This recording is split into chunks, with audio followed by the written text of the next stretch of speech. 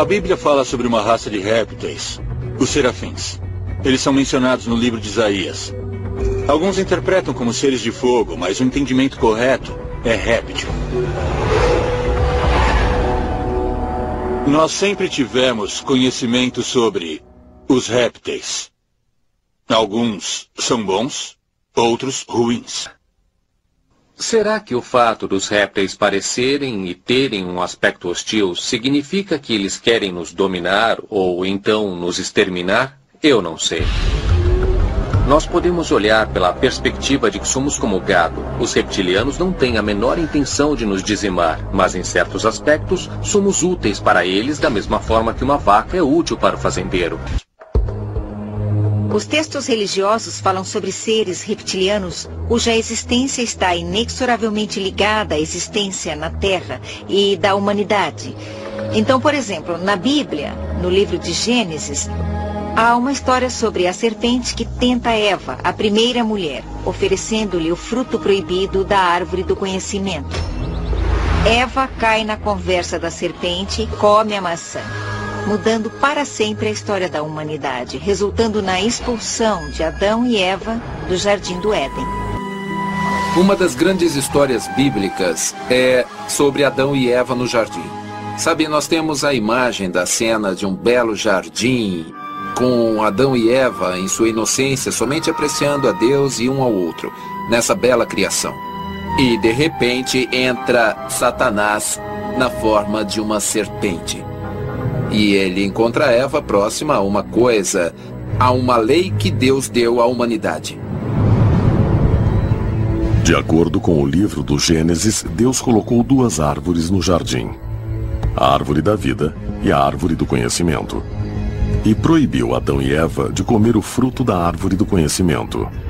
Satanás convenceu Eva a comer o fruto da árvore do conhecimento do bem e do mal. E Eva convenceu Adão a fazer isso, e de repente vimos que a personalidade deles mudou totalmente. Antes de comer o fruto proibido, Adão e Eva não tinham pecado. Isso significa que a única lei que Deus deu a eles tinham obedecido. Então Satanás decidiu que se ele conseguisse fazê-los desobedecer aquela única lei, o pecado entraria na humanidade.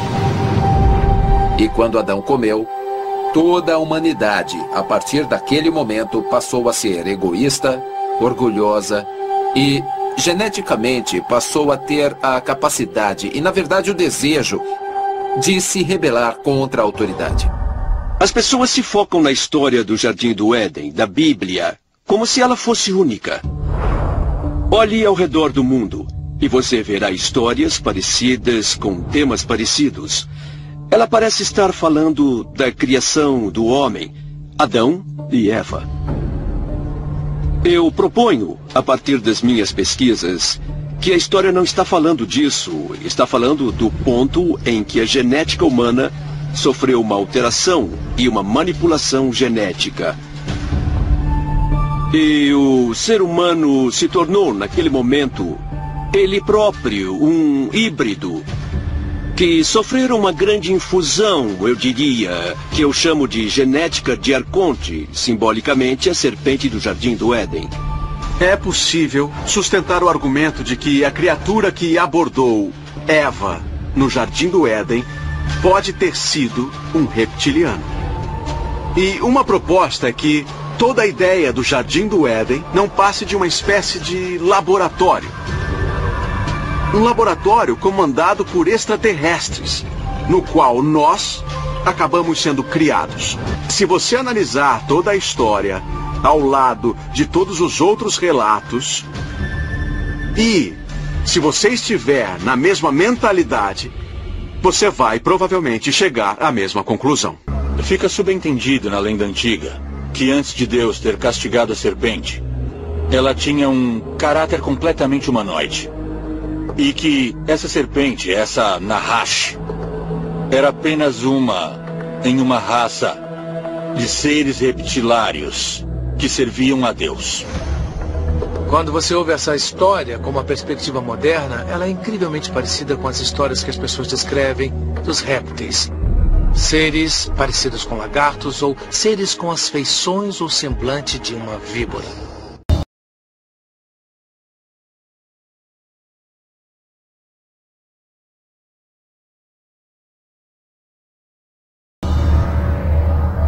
O personagem que conhecemos como Satanás realmente era um ser extraterrestre? Aquele que se indispôs com sua própria espécie para viver entre os nossos distantes ancestrais? Ele, junto aos demais chamados de anjos caídos, na verdade tiveram uma discórdia com Deus. E não por maldade ou arrogância, mas ao invés disso para ajudar a humanidade? É importante que nos lembremos que Satanás faz parte da categoria dos anjos chamados serafins. Os serafins foram mandados à Terra como benfeitores da humanidade, produzindo o conhecimento. As igrejas criaram esse monstro maligno de Satanás, talvez até mesmo do nada, quando na realidade a missão inteira de Satanás estava trazendo conhecimento e sabedoria à humanidade. E na verdade estavam se preocupando com a humanidade, e não loucos para acabar com os humanos. Nesse sentido, Satanás não é um cara tão ruim. Não dá para ter a luz sem a escuridão. Não se pode ter o certo sem o errado. Temos que aprender isso por nós mesmos. E por fim, através das escolhas entre o certo e o errado, nós crescemos e nos tornamos o que somos. E com isso, podemos chegar a ser como os nossos criadores, para que nós nos tornemos deuses. Satanás está querendo transmitir à humanidade toda essa incrível sabedoria que talvez chegue a elevar a humanidade ao nível dos deuses. Mas no Antigo Testamento o Senhor está dizendo, não será tão já. Talvez a humanidade não seja merecedora desse conhecimento. Isso passa a ser então a batalha entre Deus e o diabo. A tentação de Adão e Eva foi na verdade um caso de sabotagem da serpente? Foi um esforço com a intenção de seduzir a humanidade a pecar contra o Criador? Ou pode ter sido o verdadeiro propósito de Satanás, o de encorajar a humanidade a dividir os frutos da sabedoria de Deus? A meta dos reptilianos é muito simples. Eles estão procurando dominar a vida na Terra. Já há milhares de anos, ou muito mais, infiltrando-se cada vez mais na sociedade humana para copiarem a imagem do ser humano. Para centralizar o poder nas mãos daqueles que representam o seu interesse de forma que eles possam governar de um ponto central. Será que há mesmo inúmeras raças extraterrestres visitando a Terra? Se sim, fazem eles parte de uma confederação unificada? E pessoas de dentro do governo como Paul Hellyer alegam que essas diferentes espécies alienígenas têm objetivos conflitantes. Objetivos que nem sempre são favoráveis para os humanos.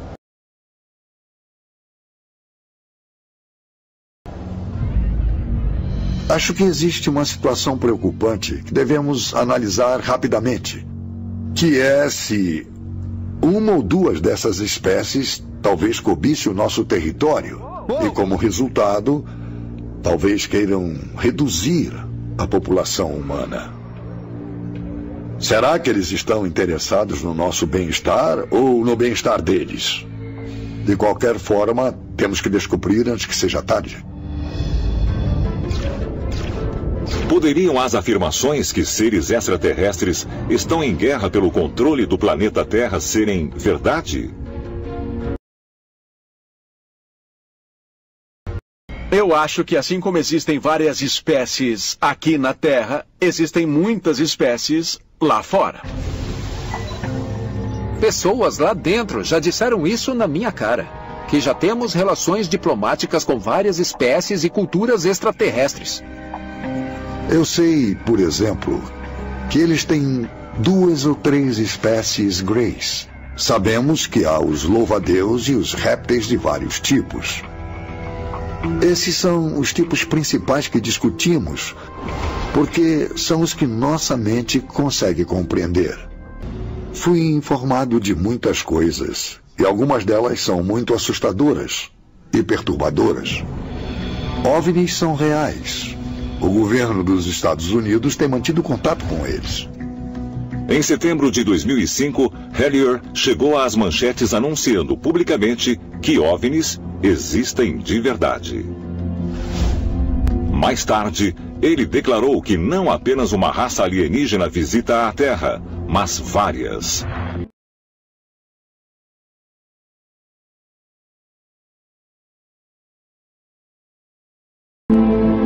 Segundo um relato chamado Nicama Poa, publicado em Nahuatl, a linguagem asteca, um camponês chamado Juan Diego estava andando pelo campo quando ouviu uma linda voz cantando do outro lado de uma colina. Diego subiu a colina e teve uma visão angelical. Uma mulher em roupas brancas que brilhava como o sol. Em sua aparição, ela disse: Juan Diego, sou a Virgem Maria e peço que você construa um santuário para mim nesta colina. Juan Diego caiu de joelhos e disse: Senhora, farei exatamente como me pede. Mas, segundo a história, Juan Diego não conseguiu convencer o bispo local de que tinha realmente visto a Virgem Maria. Então ele voltou à colina, onde novamente teve a visão. Ele disse: Senhora, por favor, me dê um sinal, porque ninguém acredita em mim quando digo que a vi. E ela disse: Juan Diego, abra sua manta. E então ele abriu. Aí ela encheu a manta com rosas. Ele levou as rosas ao bispo e o bispo caiu aos pés dele. Mas não foram as rosas que o fizeram crer na história de Diego. É que no meio da manta havia uma figura da Virgem Mãe. O bispo acreditou e construíram a igreja na colina. A manta existe até hoje.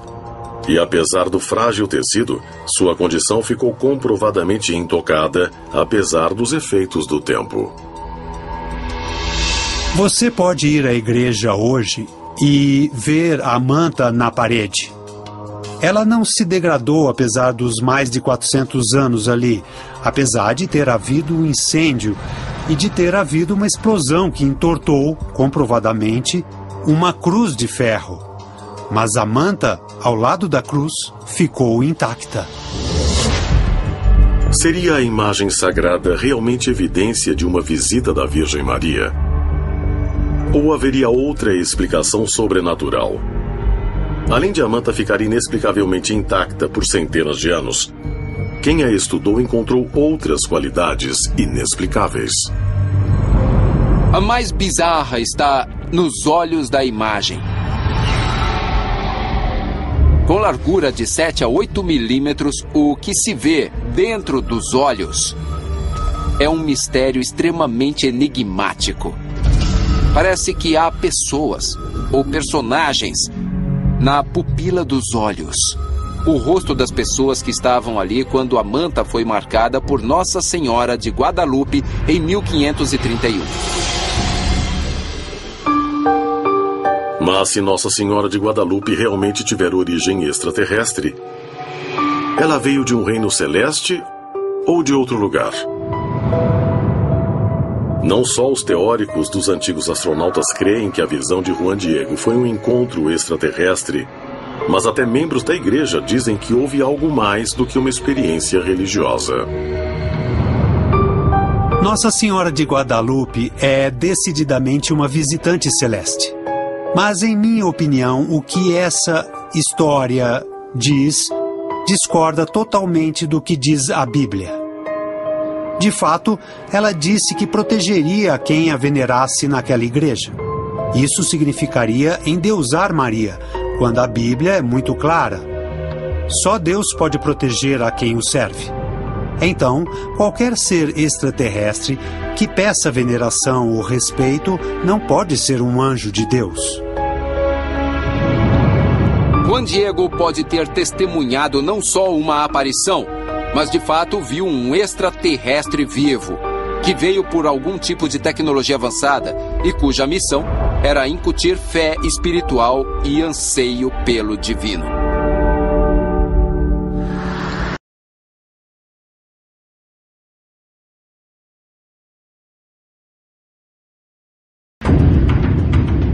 Monte Sinai, século XV a.C. Pelo livro do Êxodo da Bíblia, foi no alto desta montanha sagrada que Moisés se encontrou com Deus. Há uma lenda interessante que provém exatamente daqueles tempos. Então, quando Moisés subiu ao Monte Sinai para falar com Deus, uma nuvem desceu do céu e alguém disse que Moisés entrasse na nuvem para subir até Deus. Uma porta se abriu na nuvem e Moisés entrou. A porta se fechou e ele subiu. O Senhor desce do céu com fumaça, fogo, muito barulho, estremecendo tudo. Todas as religiões falam da mesma cena. Onde o anjo Gabriel, também chamado Gibril, foi intermediário entre o profeta Maomé e o deus muçulmano Alá. Gibril viria normalmente para dar sabedoria a Maomé, dentro da caverna onde ele morava, mas em 2 ocasiões, Maomé não se encontrou com Gibril na caverna em pessoa. Maomé saiu da caverna e quando saiu, uma coisa absolutamente fantástica apareceu. O que Maomé viu quando saiu da caverna? Os registros dizem que Maomé viu um objeto de brilho maravilhoso na frente dele. Dizem que tinha 600 asas e que queimava como se estivesse em chamas. Em que nossos conhecimentos atuais podem contribuir para entender essa visão? É óbvio. Uma nave pairava ali, na frente dele, emitindo uma luz branca e brilhante que ele interpretou como fogo. E, quando ele viu esse maravilhoso objeto brilhante, a mesma sabedoria que recebia de Gibril foi passada a ele, apesar dele não ver ninguém. Ele só viu o objeto.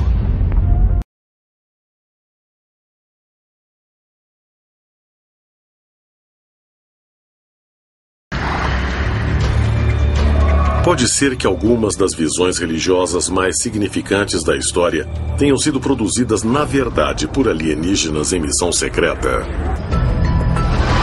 E se for assim, seria um sinal de que alienígenas se interessam por nosso futuro? Talvez a resposta esteja na análise da visão que inspirou uma das mais novas religiões do mundo. Ao se acomodar para dormir, um camponês de 17 anos chamado Joseph Smith começou a dizer suas orações. De repente, sem pré-aviso, uma luz muito forte envolveu seu quarto. E uma figura usando manto apareceu. Pelo relato de Smith, não só sua roupa era extremamente alva, como toda a sua pessoa era gloriosa, indescritível.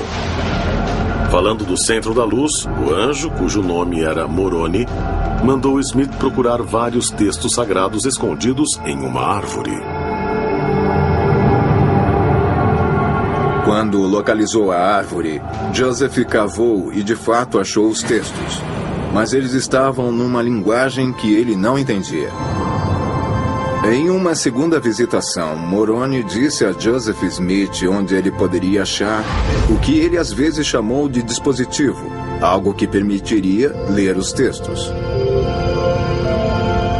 E Joseph Smith recebeu uma tábua de tradução à luz e perfeição dos judeus, com a qual ele pôde não só escrever esse texto, como também pôde traduzi-lo. Então ele traduziu os textos para o inglês e fez o que veio a ser o Livro do Mormon. E o livro descreve, entre outras coisas, que depois que Jesus subiu ao céu, ele veio para a América e pregou aos povos indígenas daqui para convertê-los à sua filosofia de vida. O livro descreve também que, a certa altura, os textos que formaram o Livro do Mormon foram postos aqui para que Joseph Smith encontrasse. 7 anos depois, Smith publicou os textos como parte do Livro de Mormon, estabelecendo a Igreja de Jesus Cristo dos Santos Últimos Dias, uma denominação com mais de 15 milhões de seguidores hoje. Muitas religiões do mundo foram fundadas com a ajuda de anjos. Seja na representação cristã, na muçulmana ou na budista, a opinião geral é que as aparições são uma maneira dos deuses intervirem na Terra junto aos humanos. Os anjos, quando aparecem em lendas religiosas e mitos, geralmente são mensageiros entre o reino dos deuses e o reino humano. Por toda a Bíblia, há histórias de anjos e demônios aparecendo para a humanidade. De fato, São Paulo manda que você preste atenção com quem conversa, porque às vezes você conversa com anjos sem saber. A Bíblia é muito clara. O anjo pode tomar forma humana e aparecer como ser humano. Mas teóricos dos antigos astronautas sugerem que às vezes essas visões celestes e aparições podem não ser de anjos mandados por um Deus onisciente. E curiosamente o suposto anjo que levou Joseph Smith aos textos sagrados, que se tornariam o Livro de Mormon, não professava sua origem celeste, mas dizia ser de outra parte do universo. Agora, Moroni não disse que era um anjo. Ele disse que tinha vivido na Terra por um longo tempo, mas que estava vindo da constelação das Pleiades. E disse que havia muitos outros como ele. Quando olhamos para o histórico do Livro do Mormon, vemos interessantes paralelos com o que pode ser um conto extraterrestre. O anjo Moroni, que apareceu a Joseph Smith, parece que foi mais do que o acaso. É bem possível que Joseph Smith tenha interagido com um tipo de extraterrestre. Os extraterrestres podem ter dado suas mensagens aos líderes do mundo e a profetas, videntes e místicos para nos informar de que nós somos produto de um cruzamento de uma linhagem extraterrestre e que estamos em contato constante com seres não nascidos na Terra. E nós perdemos contato com essa história só porque nos recusamos a crer na verdade que está registrada nos livros de história e a ver o que está na nossa cara, mesmo depois dos encontros mais recentes da história moderna. Mas se um ser extraterrestre inspirou Joseph Smith a fundar a Igreja Mormon, foi para quê? O encontro de Joseph Smith acabou levando os Mormons a migrarem para o oeste e estabeleceram uma nova terra prometida em Utah, o que levou muitos a especular que alienígenas, mais uma vez, estavam dirigindo o curso da humanidade. Moroni disse a Joseph Smith que ele seria o profeta e que levaria seu povo até Nova Jerusalém. O mormonismo é um outro exemplo potencial da influência extraterrestre dirigindo o curso da humanidade e influenciando os resultados de eventos históricos aqui na Terra. Será que Joseph Smith, o fundador da religião Mormon, foi guiado por um ser extraterrestre? E se for assim, terá sido esse encontro alienígena outra tentativa de nos levar a uma era mais iluminada? É possível que os extraterrestres não queiram interferir diretamente em nossa sociedade, mas queiram nos conduzir dos bastidores. E mesmo que tenham de nos empurrar para certas direções, devemos sentir que nós mesmos estamos fazendo as coisas, mesmo que esteja havendo condução extraterrestre. Eles continuam se comunicando com humanos através de sonhos ou visões ou outros meios de comunicação indireta, para nos orientar, mas para dar esta orientação sem interferir materialmente. Será possível que tenham se retirado de nossa realidade porque devemos nos modernizar? Pode ser que o propósito seja nos dar a oportunidade de segui-los, sem sermos forçados. Porque se fôssemos forçados, simplesmente os veneraríamos como deuses e não aprenderíamos nada. Mas fazendo tudo nós mesmos, fazemos nosso caminho. De fato, fazemos nossa experiência ascensional e nos tornamos mais como eles no processo. Será que a vida na Terra vem sendo influenciada por encontros alienígenas há milhares de anos? Será que as visões divinas, os sonhos proféticos e as aparições de OVNIs são sinais de que somos manipulados por uma raça mais avançada? Será que esses encontros não são para que eles nos conheçam, mas para que nós conheçamos a eles? E se for assim, para onde estariam nos conduzindo? Talvez estejamos nos aproximando de nosso destino final. E chegando lá, voltemos a ser reunidos a nossos ancestrais alienígenas.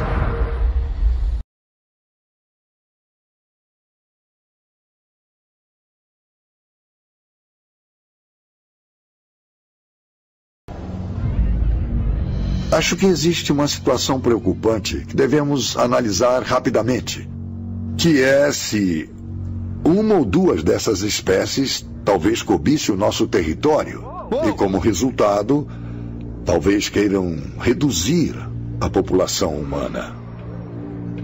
Será que eles estão interessados no nosso bem-estar ou no bem-estar deles? De qualquer forma, temos que descobrir antes que seja tarde. Poderiam as afirmações que seres extraterrestres estão em guerra pelo controle do planeta Terra serem verdade? Eu acho que assim como existem várias espécies aqui na Terra, existem muitas espécies lá fora. Pessoas lá dentro já disseram isso na minha cara. Que já temos relações diplomáticas com várias espécies e culturas extraterrestres. Eu sei, por exemplo, que eles têm 2 ou 3 espécies greys. Sabemos que há os louva-a-Deus e os répteis de vários tipos. Esses são os tipos principais que discutimos, porque são os que nossa mente consegue compreender. Fui informado de muitas coisas, e algumas delas são muito assustadoras e perturbadoras. OVNIs são reais. O governo dos Estados Unidos tem mantido contato com eles. Em setembro de 2005, Hellier chegou às manchetes anunciando publicamente que OVNIs existem de verdade. Mais tarde, ele declarou que não apenas uma raça alienígena visita a Terra, mas várias.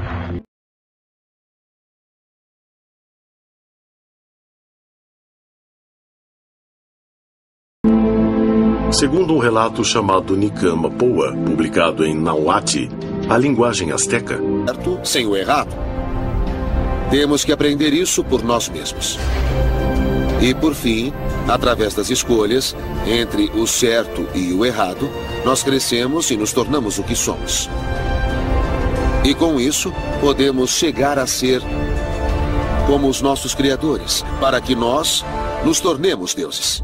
Satanás está querendo transmitir à humanidade toda essa incrível sabedoria que talvez chegue a elevar a humanidade ao nível dos deuses.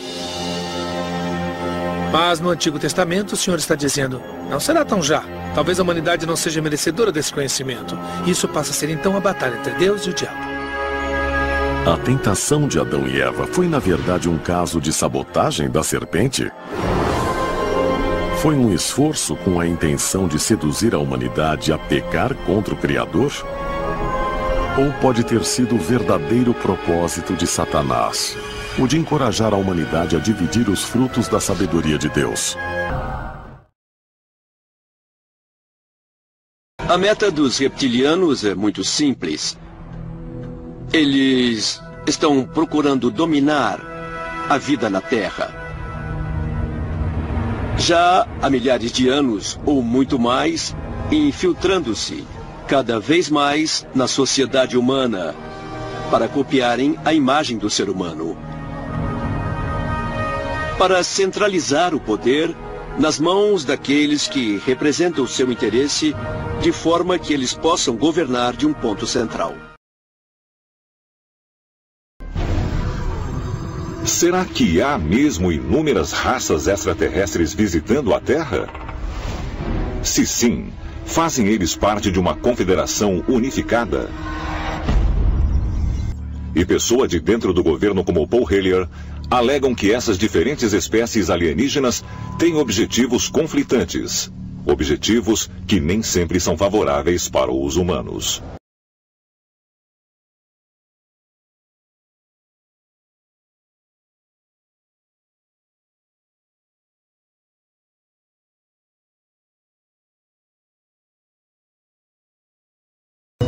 A Bíblia fala sobre uma raça de répteis, os serafins. Eles são mencionados no livro de Isaías. Alguns interpretam como seres de fogo, mas o entendimento correto é réptil. Nós sempre tivemos conhecimento sobre os répteis. Alguns são bons, outros ruins. Será que o fato dos répteis parecerem e terem um aspecto hostil significa que eles querem nos dominar ou então nos exterminar? Eu não sei. Nós podemos olhar pela perspectiva de que somos como gado. Os reptilianos não têm a menor intenção de nos dizimar, mas em certos aspectos somos úteis para eles da mesma forma que uma vaca é útil para o fazendeiro. Os textos religiosos falam sobre seres reptilianos cuja existência está inexoravelmente ligada à existência na Terra e da humanidade. Então, por exemplo, na Bíblia, no livro de Gênesis, há uma história sobre a serpente que tenta Eva, a primeira mulher, oferecendo-lhe o fruto proibido da árvore do conhecimento. Eva cai na conversa da serpente e come a maçã, mudando para sempre a história da humanidade, resultando na expulsão de Adão e Eva do Jardim do Éden. Uma das grandes histórias bíblicas é sobre Adão e Eva no jardim. Sabe, nós temos a imagem da cena de um belo jardim, com Adão e Eva em sua inocência, somente apreciando a Deus e um ao outro, nessa bela criação. E, de repente, entra Satanás na forma de uma serpente. E ele encontra Eva próxima a uma coisa, a uma lei que Deus deu à humanidade. De acordo com o livro do Gênesis, Deus colocou duas árvores no jardim: a árvore da vida e a árvore do conhecimento. E proibiu Adão e Eva de comer o fruto da árvore do conhecimento. Satanás convenceu Eva a comer o fruto da árvore do conhecimento do bem e do mal. E Eva convenceu Adão a fazer isso, e de repente vimos que a personalidade deles mudou totalmente. Antes de comer o fruto proibido, Adão e Eva não tinham pecado. Isso significa que a única lei que Deus deu a eles tinham obedecido. Então Satanás decidiu que se ele conseguisse fazê-los desobedecer aquela única lei, o pecado entraria na humanidade. E quando Adão comeu, toda a humanidade, a partir daquele momento, passou a ser egoísta, orgulhosa e, geneticamente, passou a ter a capacidade e, na verdade, o desejo de se rebelar contra a autoridade. As pessoas se focam na história do Jardim do Éden, da Bíblia, como se ela fosse única. Olhe ao redor do mundo e você verá histórias parecidas com temas parecidos. Ela parece estar falando da criação do homem, Adão e Eva. Eu proponho, a partir das minhas pesquisas, que a história não está falando disso, está falando do ponto em que a genética humana sofreu uma alteração e uma manipulação genética. E o ser humano se tornou, naquele momento, ele próprio, um híbrido, que sofreram uma grande infusão, eu diria, que eu chamo de genética de Arconte, simbolicamente a serpente do Jardim do Éden. É possível sustentar o argumento de que a criatura que abordou Eva no Jardim do Éden pode ter sido um reptiliano. E uma proposta é que toda a ideia do Jardim do Éden não passe de uma espécie de laboratório. Um laboratório comandado por extraterrestres, no qual nós acabamos sendo criados. Se você analisar toda a história ao lado de todos os outros relatos, e se você estiver na mesma mentalidade, você vai provavelmente chegar à mesma conclusão. Fica subentendido na lenda antiga que antes de Deus ter castigado a serpente, ela tinha um caráter completamente humanoide. E que essa serpente, essa Nahash, era apenas em uma raça de seres reptilários que serviam a Deus.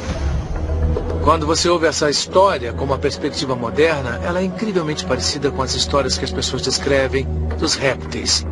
Seres parecidos com lagartos ou seres com as feições ou semblante de uma víbora.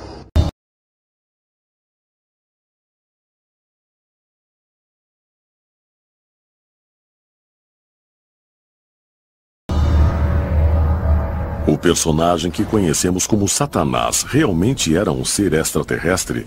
Aquele que se indispôs com sua própria espécie para viver entre os nossos distantes ancestrais? Ele, junto aos demais chamados de anjos caídos, na verdade tiveram uma discórdia com Deus. E não por maldade ou arrogância, mas ao invés disso para ajudar a humanidade? É importante que nos lembremos que Satanás faz parte da categoria dos anjos chamados serafins. Os serafins foram mandados à Terra como benfeitores da humanidade, produzindo o conhecimento. As igrejas criaram esse monstro maligno de Satanás, talvez até mesmo do nada, quando na realidade a missão inteira de Satanás estava trazendo conhecimento e sabedoria à humanidade. E na verdade estavam se preocupando com a humanidade, e não loucos para acabar com os humanos. Nesse sentido, Satanás não é um cara tão ruim. Não dá para ter a luz sem a escuridão. Não se pode ter o céu